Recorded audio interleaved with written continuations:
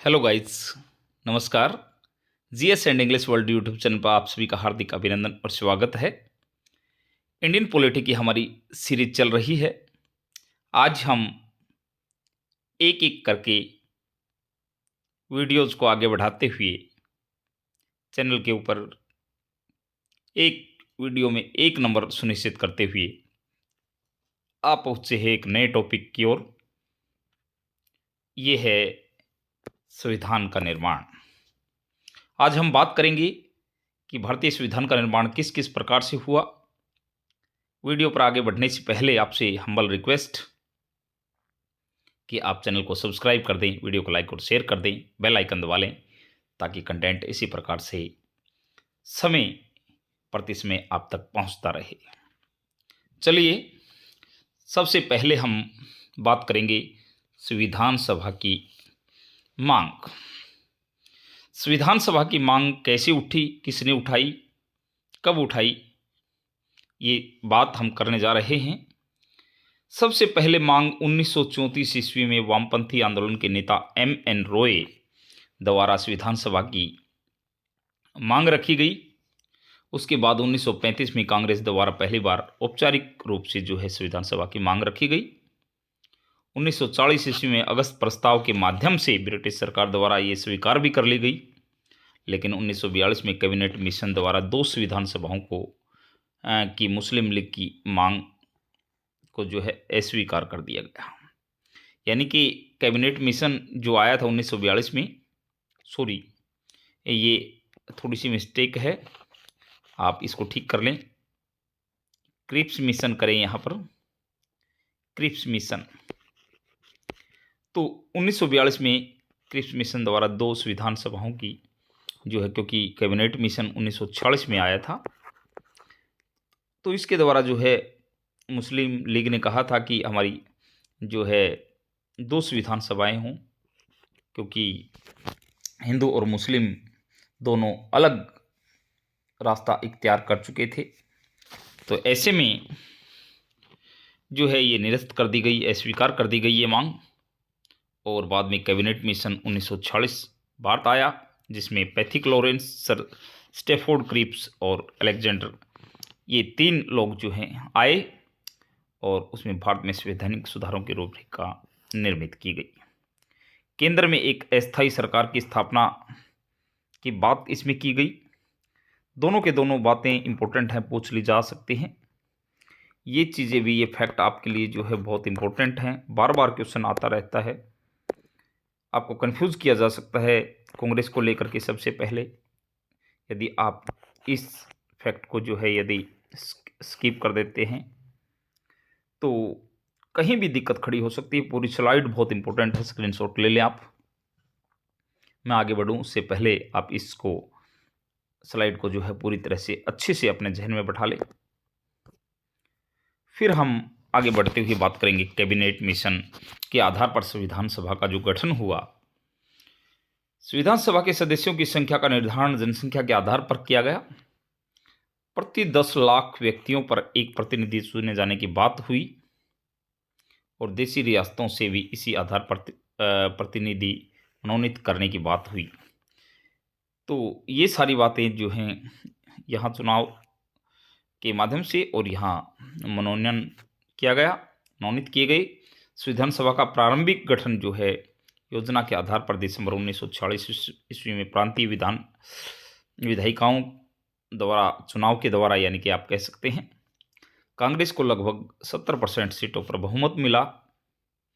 कमज़ोर पोजीशन को देख करके मुस्लिम लीग जो है इसने संविधान सभा के बहिष्कार का निर्णय किया, और प्रांतीय विधायिकाओं द्वारा संविधान सभा के सदस्यों का चयन किया गया। फिर संविधान सभा में कुल 389 सदस्य, उनमें 1947 के अधिनियम के अनुसार मुस्लिम लीग के सदस्य जो हैं संविधान सभा से बाहर हो गए।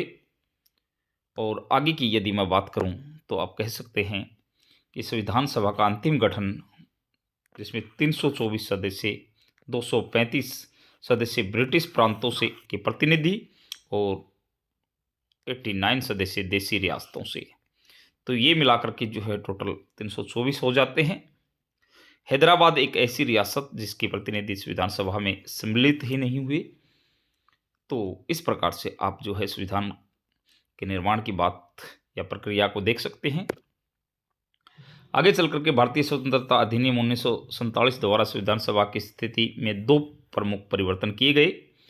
संविधान सभा को पूरी तरह से संप्रभु बनाया गया और संविधान सभा भारत की केंद्रीय विधायिका भी बन गई। तो ये बात भी बहुत इंपॉर्टेंट है, आप ध्यान रखें कि पूरी तरह से संप्रभु बनाया गया और यही जो है केंद्रीय विधायिका भी बन गई। और संविधान सभा की कार्यप्रणाली की यदि हम बात करें तो अस्थायी सदस्य सबसे पहले बार बार क्वेश्चन आता है सच्चिदानंद सिन्हा, स्थायी अध्यक्ष डॉक्टर राजेंद्र प्रसाद, डॉक्टर एच.सी. मुखर्जी तथा वी.टी. कृष्णाचारी जो है सभा के 2 उपाध्यक्ष बनाए गए।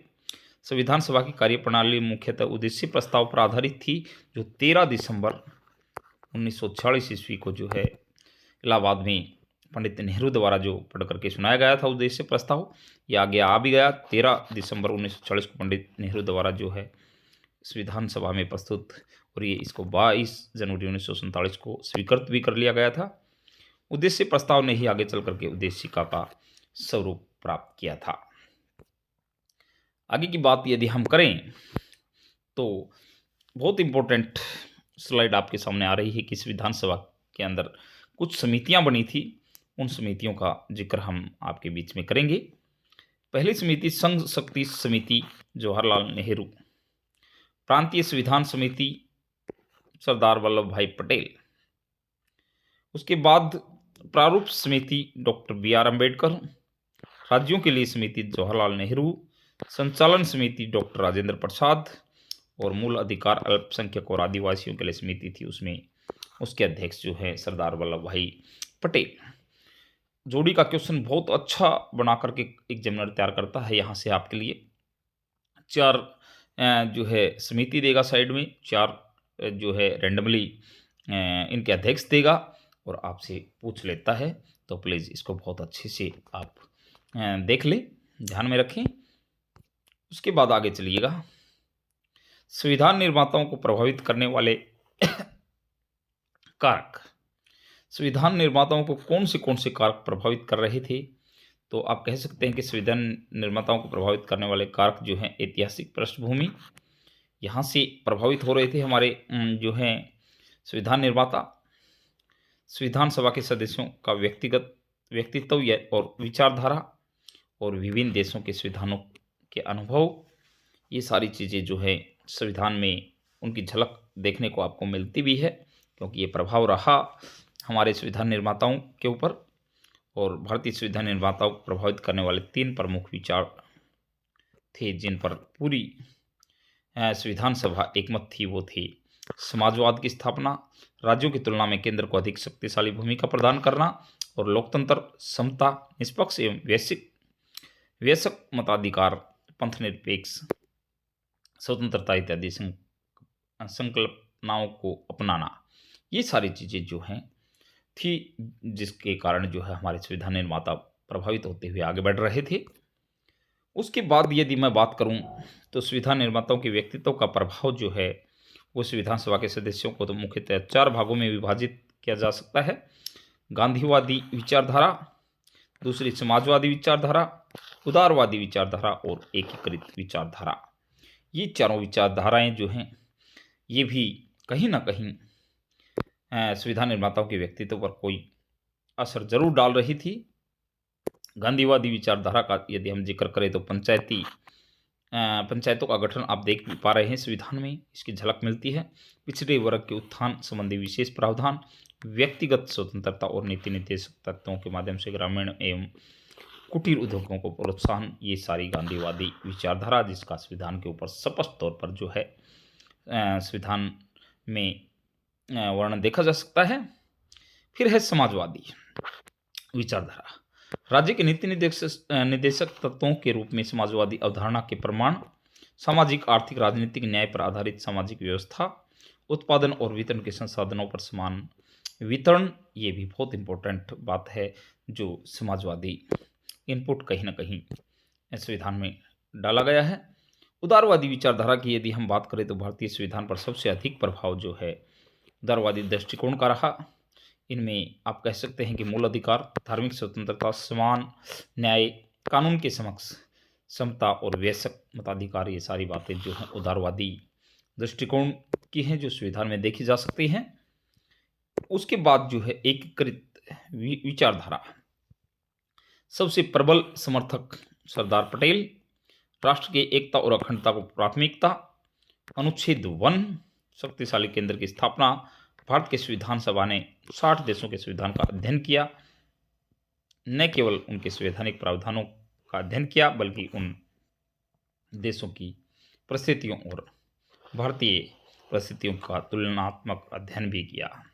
भारत का संविधान आखिरकार 2 साल 11 महीने और 18 दिन, मैंने पहले भी आपको बताया है, इस इतने समय में बनकर के तैयार हो गया।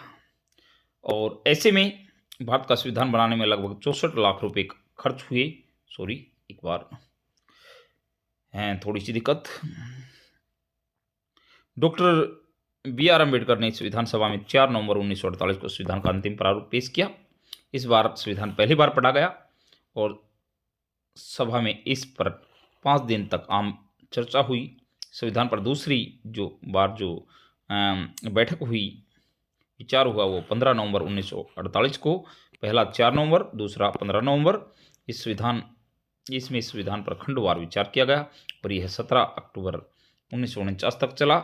इस अवधि में कम से कम आप कह सकते हैं कि 7,653 संशोधन प्रस्ताव आए। ये भी बात बहुत इंपॉर्टेंट है। संविधान पर तीसरी बार 14 नवंबर 1949 को विचार हुआ। 4 नवंबर, 15 नवंबर, ये 48 की बातें हैं दोनों, और 14 नवंबर 1949। इसमें संविधान के प्रारूप प्रस्ताव को 26 नवंबर 1949 को जो है आप कह सकते हैं कि पारित घोषित कर दिया गया और इस पर अध्यक्ष व सदस्यों के हस्ताक्षर हुए और सभा में कुल 299 सदस्यों में से उस दिन बहुत इंपॉर्टेंट बात ये कि 284 सदस्य ही उपस्थित थे।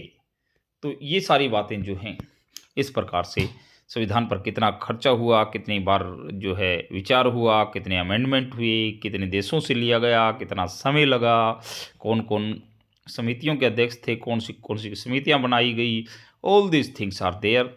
बहुत अच्छे से हमने सारी चीज़ें डिस्कस कर ली हैं, आपके बीच में फैक्ट हमने रख दिए हैं।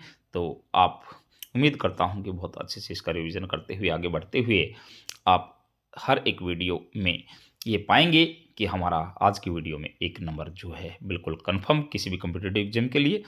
तो आइए इसी के साथ आज के लिए इतना ही, मिलते हैं नेक्स्ट वीडियो में नए टॉपिक के साथ। Thank you very much, thank you all of you.